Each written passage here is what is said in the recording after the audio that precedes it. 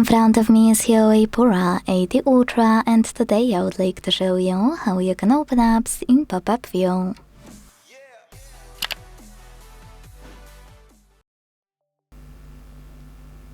First of all, you need to launch any app you wanna use in this view, and then access it in the background.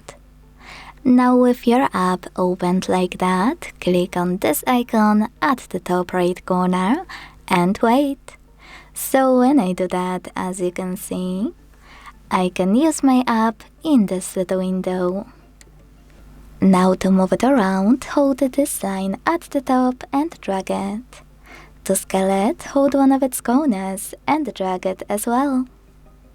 If you want to turn it into a bubble, click on Home button and swipe tiny window to the side, or use this icon of a line at the top left corner. Either way, tap on the bubble to go back to your window.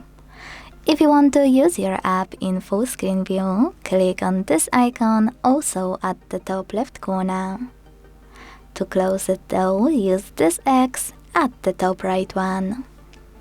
Thanks so much for watching. If you enjoyed this video, leave a like, comment and subscribe. Bye!